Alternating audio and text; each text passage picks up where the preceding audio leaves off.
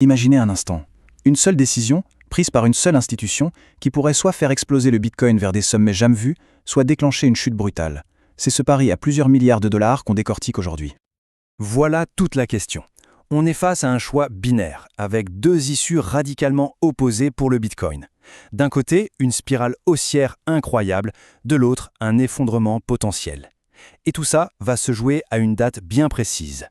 Notez bien cette date, le 15 janvier 2026. C'est le jour J, le jour où tout pourrait basculer pour le marché du Bitcoin. Mais alors pourquoi? C'est quoi cette fameuse décision?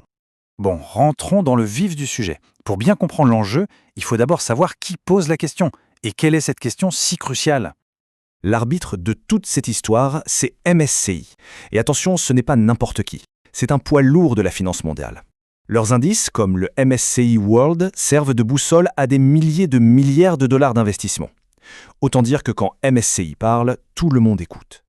Au cœur du débat, il y a ces fameux DAT, les Digital Asset Trusts. Pour faire simple, imaginez des sortes de coffres-forts géants remplis de Bitcoin et dont on peut acheter des parts en bourse aussi facilement qu'une action.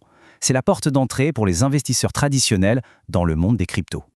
Et là voilà la question à 1 million de Bitcoin. Est-ce que ces DAOT sont des entreprises qui fournissent un vrai service ou est-ce que ce sont juste des fonds qui ne font que détenir un actif? La réponse, vous allez le voir, change absolument tout. C'est aussi simple que ça. Si MSCI dit « c'est une entreprise », alors le DAT peut intégrer les grands indices boursiers. Si MSCI dit « c'est un fonds », la porte se ferme. Et cette simple distinction nous mène à deux scénarios complètement opposés. Allons voir le premier, le plus optimiste. Imaginons, MSCI tranche et choisit la classification entreprise. Là, on enclenche ce que les experts appellent un cercle vertueux. Une sorte d'effet boule de neige ultra puissant qui tire tout vers le haut. Le mécanisme est presque automatique. C'est ça qui est fascinant. Regardez bien. D'abord, le DAT entre dans un indice. Immédiatement, tous les fonds ETF qui ne font que copier cet indice sont obligés d'acheter des parts du DAT, en masse. Cet achat massif fait monter le prix. Du coup, la valeur totale du DAT augmente, il devient plus gros, et donc éligible à d'autres indices encore plus importants, et la boucle est bouclée, ça recommence. Le point clé à retenir ici, c'est que des milliards et des milliards de dollars, venus de l'investissement passif, cet argent qui suit les indices sans se poser de questions, seraient injectés de force dans l'écosystème Bitcoin. Un véritable raz-de-marée de capitaux. Bon, maintenant, retournons la pièce.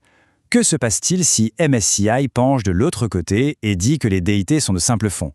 Eh bien, le même mécanisme s'enclenche, mais cette fois complètement à l'envers. C'est le miroir parfait du scénario précédent, mais en négatif. Le DAT est exclu de l'indice. Du coup, les ETFs sont obligés de vendre toutes leurs parts. Et vite. Cette vente forcée et massive fait s'effondrer le prix. La valeur du DAT diminue, ce qui peut le faire éjecter d'autres indices plus petits, et la spirale de vente s'accélère encore.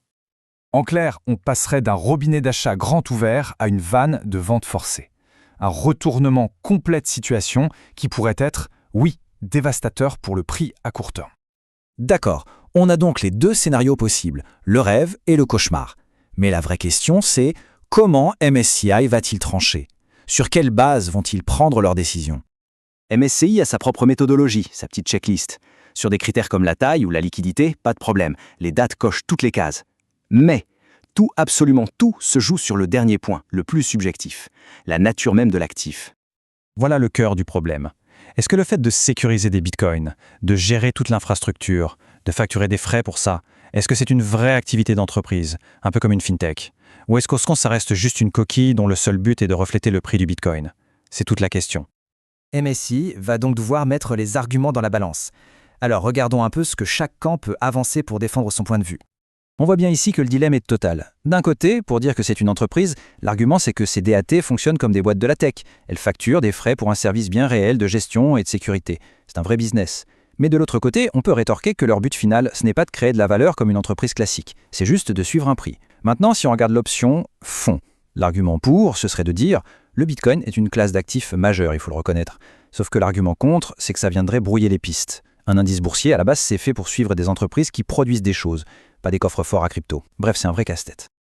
Et soyons clairs, la décision ne sera pas 100% technique. Loin de là. Il y a d'énormes pressions en coulisses. D'un côté, le lobby pro-crypto, les géants de la finance qui ont lancé ces produits et qui rêvent de voir l'argent des fonds passifs déferler.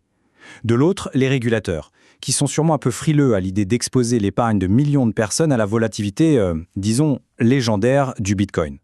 Et tout ça nous amène à une leçon fondamentale sur la finance d'aujourd'hui. C'est exactement ce que dit cette citation. Un indice, ce n'est pas juste un thermomètre qui prend la température du marché. Non, c'est un moteur. C'est lui qui crée le mouvement. Être inclus ou exclu, ça déclenche des flux de capitaux bien réels, des achats et des ventes forcées, qui finissent par créer leur propre réalité. Alors, le 15 janvier 2026, MSCI appuiera sur quel bouton? Celui du cercle vertueux ou celui de la spirale infernale? La roue de la fortune du Bitcoin est en train de tourner. Et pour l'instant, absolument personne ne sait de quel côté elle va s'arrêter.